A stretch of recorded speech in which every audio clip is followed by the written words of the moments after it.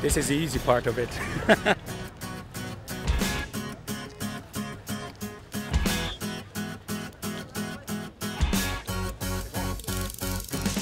We're in a speedboat in the middle of the Rio Negro River.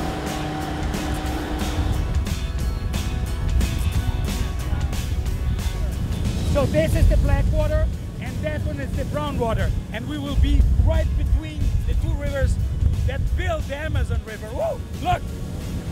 Ah! Every time I come here it's the same, it's amazing. If you look up, you can see the Solimões River that come from Peru, and we have the Black River, Rio Negro. For 7 kilometers, they will maintain their colors, brown color and black color, until they form the Amazon River. That's it, my friend. This is the Amazon. Welcome. This will be our first 3D experience, and we're so excited about it. Everyone is so excited, and it couldn't be different. We're in the middle of the jungle, and everyone is, how do you say when you have chickens? Goosebumps. Goosebumps. Goosebumps, yeah. It's impossible not to feel it.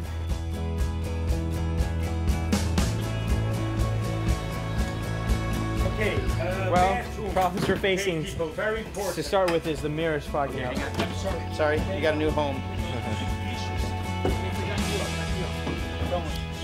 This is brown water. Brown water means mosquito area, malaria, yellow fever, and whatever. Okay? Right? Yeah. No, really. No problem. Just put your DDT on now. Okay. Right now. That's all.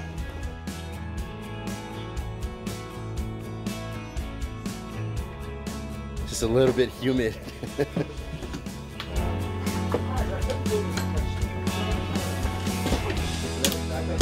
Well, I think we're just going to be fighting humidity most of the time, really.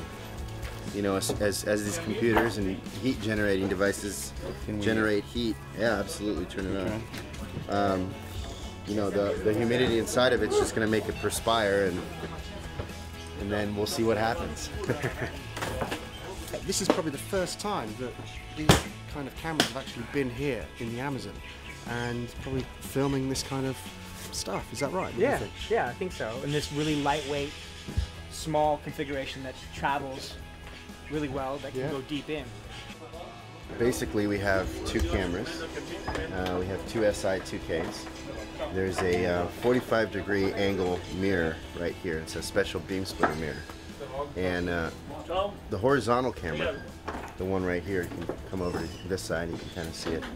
This camera right here with the lens is right about here. So it sees right through the mirror. And then the top camera, which would be your left eye, sees the reflection.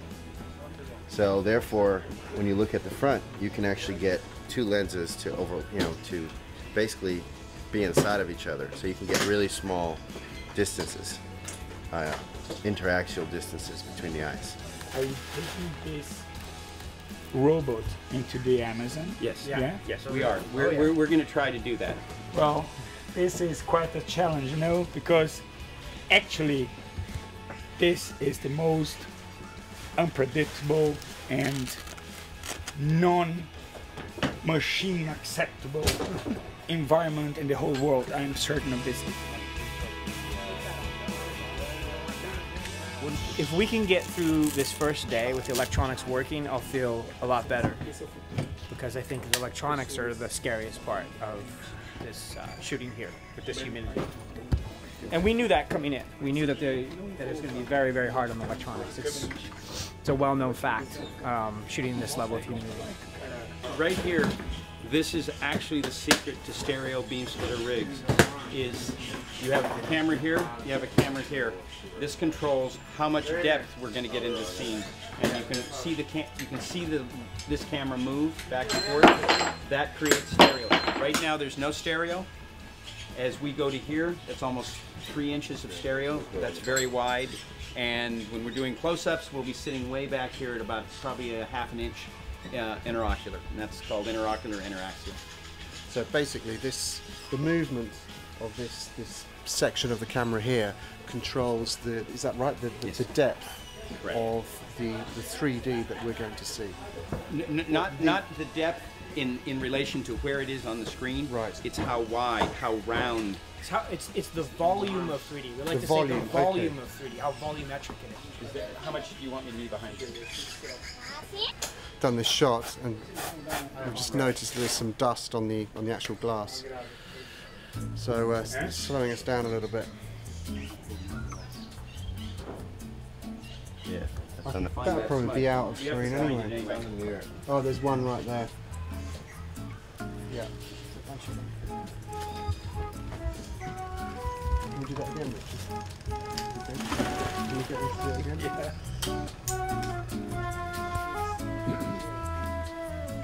It's alive. It's alive. It's alive. It's alive. And it is alive. So here we're filming one of the scenes with Richard going up to this tree up here. And in this scene, hopefully when the rain stops, Richard's going to go up and explain a little bit about this tree. And this rain is pretty bad. It's pretty bad. Okay. The second alternative is we quickly build on the handheld and we hold the one beyond and we shoot it. Yeah. With this. It's the only other thing we Okay, can do. let's do it. Okay. Yep. So we find out what happened. Find out what's going on. So we got to take this back. Together with the humidity, it's causing a few little hiccups with the hard drives, which are packing up. So fingers crossed. The guys are going to swap things around and hopefully make it work. Take two. Mark it. We are right in the middle of the rainy season. At this time in the Amazon, it will rain for about 6 months every day. Come on, let me show you something. Can you see this mark on the tree? This is the flood line from last season. Cut.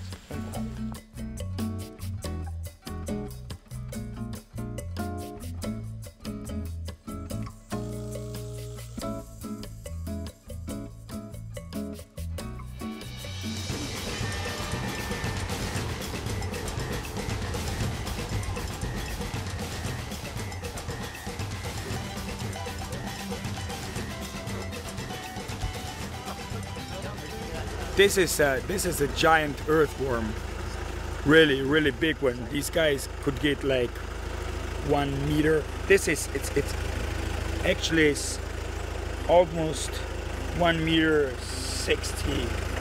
As we're through this rainy season, they are trying to escape from water, and they come up, pop up, and that's one situation we're very lucky. They're quite rare. They're protected by law, actually. You know? Amazing. They're protected by law. Filming was going fantastic, and then all of a sudden the camera unswiveled itself off the base plate, and so we've got a 5-minute hold up waiting while the guys are screwing it back together again. The humidity is having a bit of an effect on it. It's quite hot in here. What else is happening? Nothing much, just going through the script, and everything seems to be working. It's a good day today. 14, scene 13, take 7, marker. Oh, this, believe it or not, it's a false water cobra. Oh, oh, oh.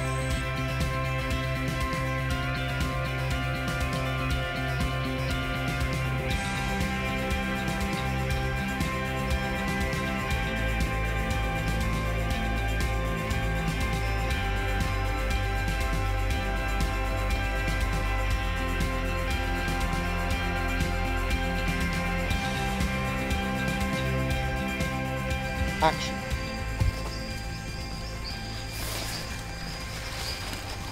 There you are. Look at this little hairy creature. This is a spider monkey, also known as an orange-toed tarantula.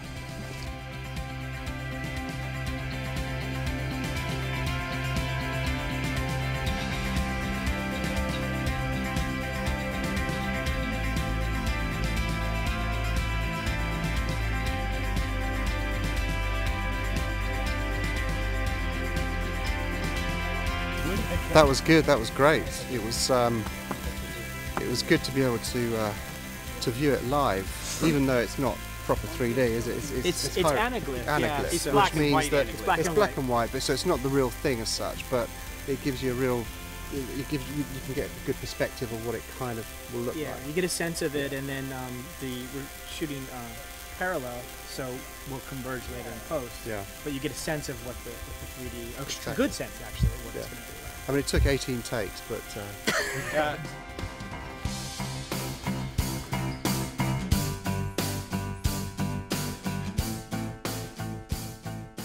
They're setting up the focus on the 2 lenses, and we're going to try and get the monkey to come in this position, right here, so we get a nice fat close up.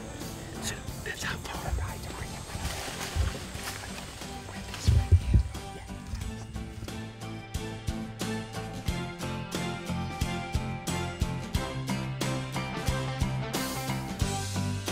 When you're filming something quite intimate, all of a sudden, either the battery or the drive shuts down. Then we have to start all over again. Essentially, we're filming on a computer. This is a computer, a hard drive. It's hot, it's humid, a lot of time. It just shuts down. It can't handle the heat. We've got another shot.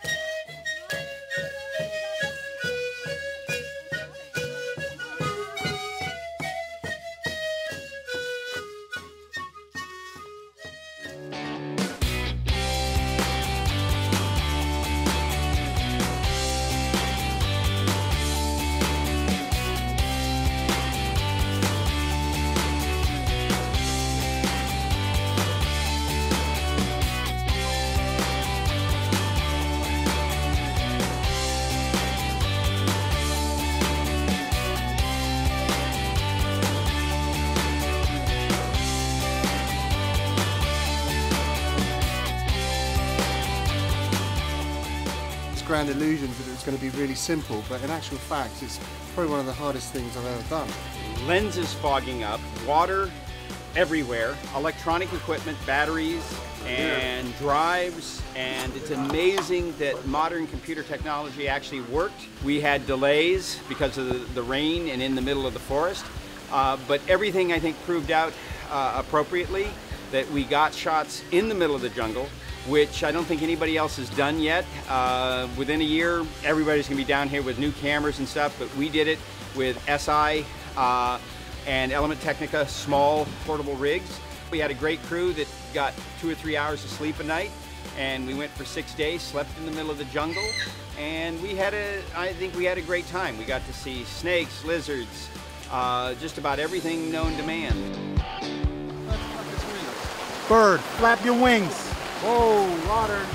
Using from the tent was a good idea. That we can shoot in the middle of the rainforest, in the rainiest time of the year, with very new prototype equipment, and shoot a massive amount of footage per day, shoot documentary style, all handheld, shooting 3D. We did really well. I don't know how we could have done better, actually. I'm trying to think of how we could have done better. Guys, that's a wrap. Well done. Thank you. 6 days of...